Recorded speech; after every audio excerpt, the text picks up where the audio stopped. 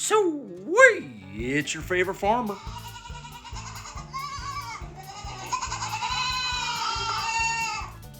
Farm animals.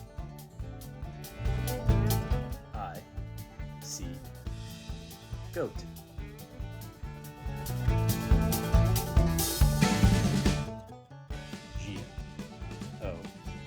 G-O-A-T, goat.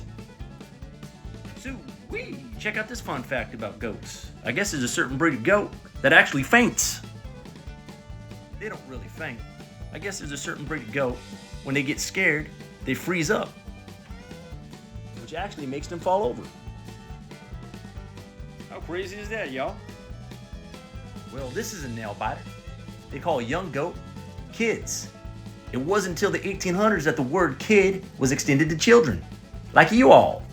Yeehaw! And probably just like you all, goat kids like to snuggle. And there are over 210 different breeds in the world. Goats are commonly raised for their wool, their milk, and their meat. And did you all know that goats are closely related to cows and antelopes?